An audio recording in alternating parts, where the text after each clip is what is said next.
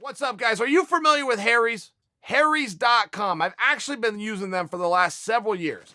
If you're not familiar with Harry's, let me give you a quick history lesson, okay? Here's the story. Fed up with overpriced razors, two partners, Jeff and Andy, flew to Germany. They bought a high-tech razor manufacturing factory, founded Harry's.com, and started selling the best razors on the planet directly to the consumer. And I'm one of them.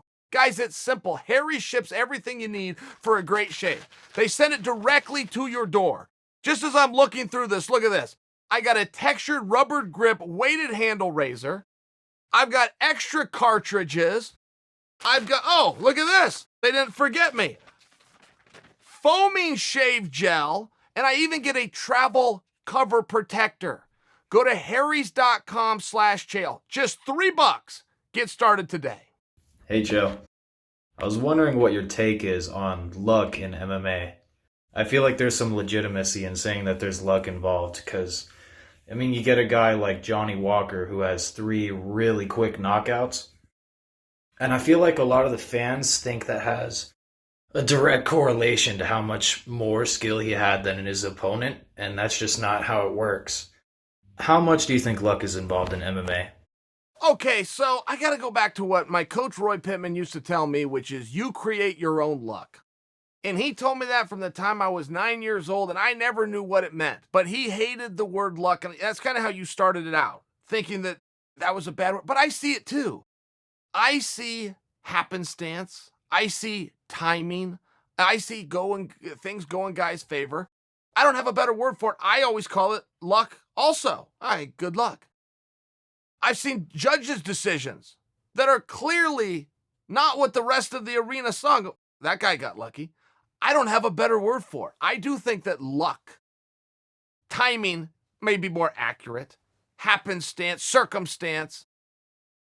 But when all of those things come together at once, it kind of does create its own word that's been yet to be defined. I think you do call it luck, and I wouldn't call Johnny Walker lucky, but I have seen some guys that get on runs like that. I wouldn't call Corey Anderson lucky for catching him and putting him down.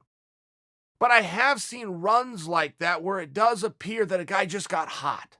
Oh, he just got hot. Oh, he's got some momentum going for him.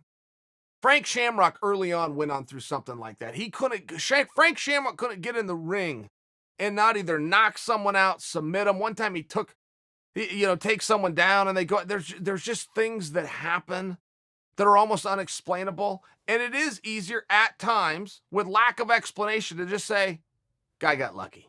Say George St-Pierre fights the winner of Tony and Khabib. Who do you think he's going to have more of a problem with? Do you think it's going to be Tony or do you think it's going to be Khabib? The only reason I say that is Khabib seems to be really strong off the fence, his wrestling. But we know George St-Pierre in the center of the octagon can take a double leg or a single leg whenever he wants. With Tony, I think he's quite slippery, and I think he can strike from any angle. Let me know your thoughts. Well, that's interesting, isn't it? I really like your breakdown on that, particularly when you're talking about how strong Khabib is holding opponents against the fence, but how strong and successful George is out in the open. I like that assessment. And I would also agree that if George was to beat Khabib by example, that doesn't mean George also beats Tony. Or if George is to beat Tony, Tony beats Khabib. It doesn't mean George beats Khabib. That's a mess. I think there's a lot of questions for George at 155 pounds. I, for one, feel that he would pass the test at 155 pounds. I just look at it and say, listen, these would be the smallest guys, at least in theory, the weakest guys. I'm talking about strength, right? Who can bench press the most? These would be the weakest guys he's ever faced. I think there was some kind of an advantage for him with that. Now, Tony's a masterful wrestler. Khabib is a masterful wrestler in different ways. And if Khabib gets on top of you, historically, guys don't get up. You're talking about 3 of the best fighters ever. Tony, an interim champion who never lost his title. Khabib, not only the undisputed champion, an undefeated champion. George St-Pierre, a 2-division champion that if you had your way and we ever got the answer to this question, would then be fighting for his 3rd championship. You're talking about the best of the best of the best. But as far as your analysis of George historically in the open and Khabib present time up against the fence, you know what you're looking at. G'day Chael, Josh here. Met you back in October in Melbourne for UFC 243. It was awesome meeting you, mate. Cheers for being hell nice. Simple question today is, what is the one greatest moment in your career and what are you most proud of accomplishing? They wouldn't go hand in hand. My proudest moment happened in college, my sophomore year. I was in what's called a blood round. If you win, you become an All-American. If you lose, your tournament's over. I won that match, became an All-American. That was my proudest athletic moment. Most excited I ever was. Best performance, I fought a guy named Amar Suluev. And Suluev was ranked number 9 in the world, and I wasn't in the rankings yet. And we fought in Trenton, New Jersey. And I knew that night before I ever walked out there, this is going to be a good night. I could feel it in the back, and as I was warming up, I couldn't get tired.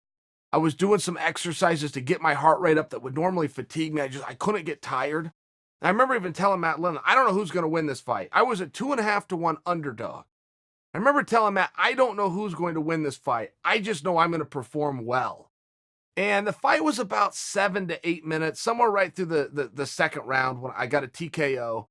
But I was pretty dominant throughout the fight, and I was right. Just as far as the performance went, that was a very good evening.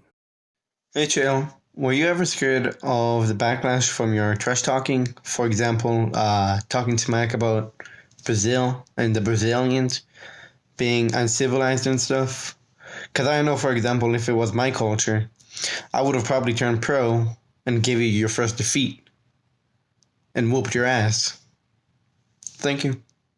No, I never had a fear about that. I was pretty tactical and knew what I was doing, but I did get a reaction. I got the reaction. I went, don't forget, I was picking a fight. So whether I did it the right way or I did it the wrong way, ultimately was answered with one question. Did you get the fight you set out to get? The answer was yes. That is how I would answer that question. I'm going to let the second part of that go because as much as you think that I would have offended you for something that I never did, you just pissed me off. I'm going to let it slide. What's up, Chael? Big fan here. Got a couple of questions for you. So I keep thinking about this. How good is really Khabib? Because we know he can beat a striker, but he never fought a high-level wrestler like him. And as we know, wrestling is like chess. If you play it against someone who doesn't know how to play it, you will win, obviously. So my question is he really that good, or he's just lucky to be at the right division for him, lightweight, who doesn't have many high-level wrestlers like him? Which leads to my second question. Why doesn't he even move up to welterweight and prefers to retire instead? Is that because he knows there's more risk of him losing there because there are more high-level wrestlers like him on that division? We just saw what happened to Ben Askren, you know.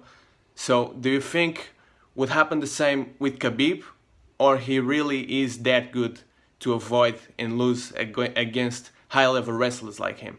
Well, congratulations. You're the first person to ever slip through the screener's cracks over here. We answered this question 2 weeks ago, but let's do it again because I think the answer's a little bit different this time.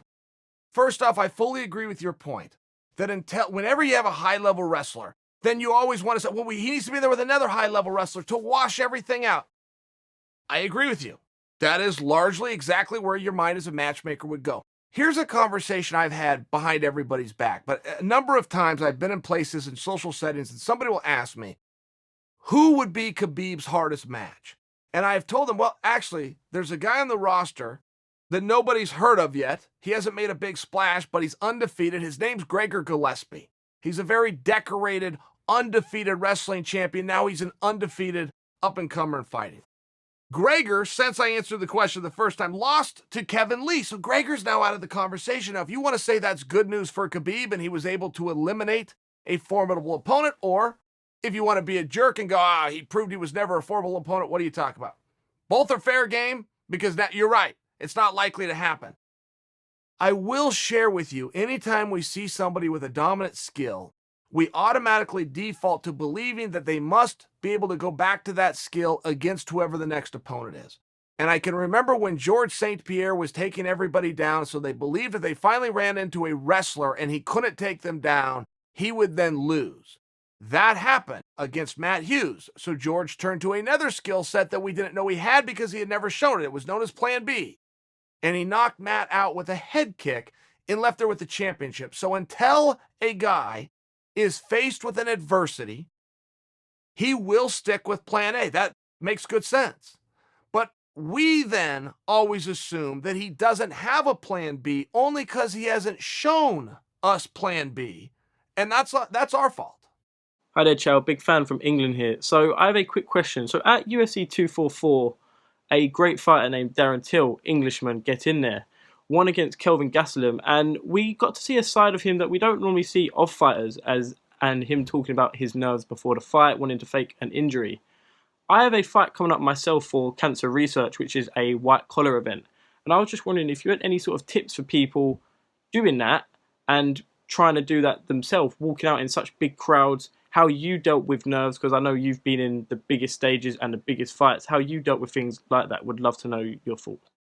All right, so let me give you some of the catch phrases, some of the things that a guy who's trying to sell a book or sound smart will tell you, which is you need to block it out. You need to make the moment small. You need to visualize the moment ahead of time. Then some other guys will try to be really cutesy with you and tell you to enjoy the moment and take it all in. Look, I understand why they say those things, but you're not going to know how to deal with that until you walk out there and have to deal with it. And the next time you have to deal with it, you may do the same as you did the first time, or you may try to block it out and go about this differently.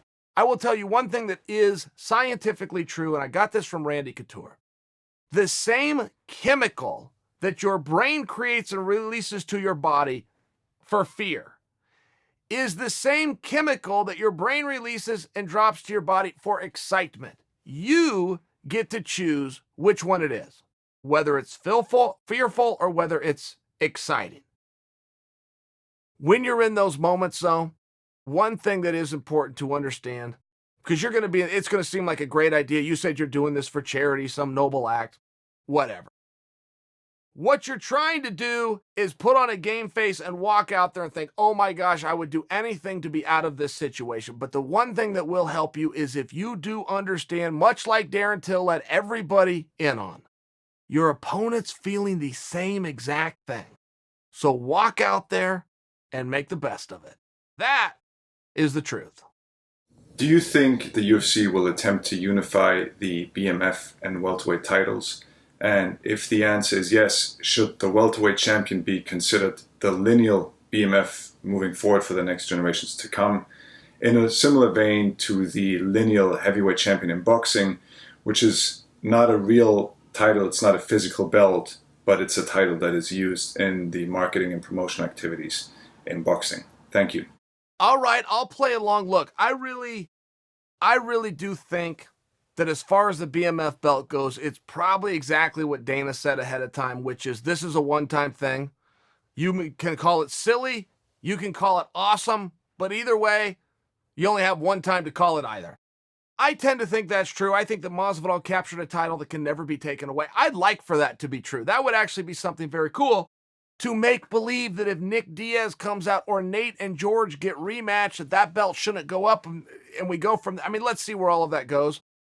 I hear your point, though, also, because Masvidal is in line, at least on paper, to be matched up with the winner of Colby and Kamaru. I don't know that the BMF would be up. I hear how that could be fun. We'll see if George brings it. We'll see if George passes it. But no, I don't think so. I think the BMF stays on the mantle of the Masvidal home, and I don't think it's ever seen again. His cross is like a freight train. He moves just like a dancer.